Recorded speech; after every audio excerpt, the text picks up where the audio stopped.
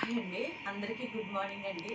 మార్నింగే తీస్తున్నాను. నేను టైం వచ్చేసి 9 అవుతుంది. ఇప్పుడు వీడియో అప్లోడ్ అయ్యేది 9:30కి అప్లోడ్ అవుతుంది. అందుకని ఏంటంటే కొంచెం నా చికాకులు అయ్యి అనిపించింది. పిల్లలకైతే అన్నం పెట్టా, మీరు చూసే ఉంటారు కదా. ఆ వీడియో కూడా నాకు వదలబుద్ధి కాదు. వీడియో అయితే తీసాను నేను. ఏంటంటే ఇల్లు ఖాళీ చేయమని చెప్పారు కదా, ఇంటి ఓనర్ వచ్చేసి. ఆ ఇంటి కోసం నేను తిరుగుతూ ఉన్నా. రాత్రి కూడా చాలా సేపు తిరిగాను. నిన్న మధ్యాహ్నం వెళ్ళా, 4 వెళ్ళాను నేను.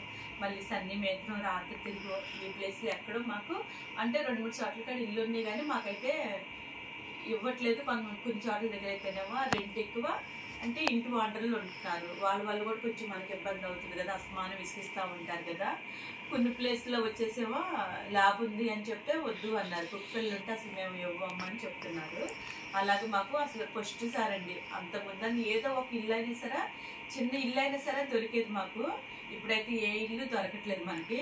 ఫైనల్గా వచ్చేసి ఒకటి వచ్చేసేమో చివరిన ఒక అంటే చాలా ఇల్లు అన్నీ ఏమి ఉండవు అసలుకి. అంటే అలాంటి పొలాలు కాదు, ఓన్లీ ఫ్లాట్లే. అటువైపు అవుతుంది ఉన్నా సరే అది అసలు చాలా అంటే చాలా ఇరుకు. మళ్ళీ రెంట్ ఎక్కువ చెప్తున్నారు, 7,000 చెప్తున్నారు. కనీసం ఒక 4,000కు 5,000కి ఇస్తే సరే అలానే తీసుకొని సామాన్లన్నీ ప్యాక్ చేసేసుకొని ఒక పక్కన పెట్టేసి మనకు కావాల్సినవి వాడుకొని అలానే చేసుకుందామన్నా కూడా వాళ్ళు రెంట్ ఏమి తగ్గినంటున్నారు. ఇంకా అంత రెంట్ పెట్టినా మనకు ఉపయోగం ఉందని చెప్పి అది క్యాన్సిల్ చేసుకున్నాం మేము వచ్చేసి. అంటే ఫస్ట్ సారి ఎంత ఇబ్బంది పడటం నేను ఇన్ని సంవత్సరాల్లోని. అంటే ఇంతకుముందు పడ్డది వేరు, నేను ఇప్పుడు పడ్డది వేరు.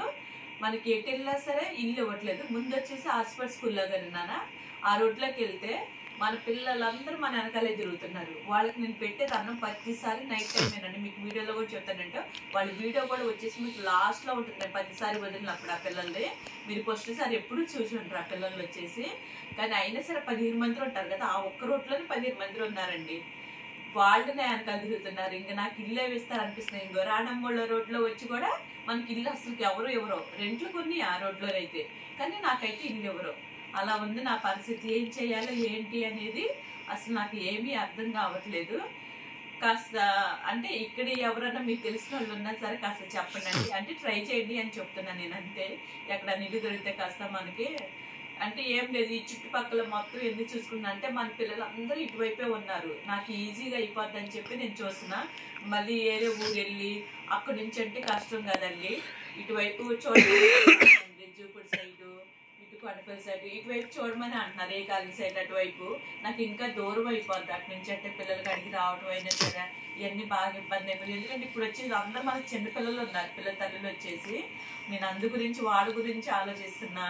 మళ్ళీ నా గురించి నేను షాప్కి వెళ్ళాలన్నా సరే నాకు ఇబ్బంది అని చెప్పి ఆలోచిస్తున్నాండి. ఏదైనా దగ్గరలో వస్తే బాగు అని అనిపిస్తుంది.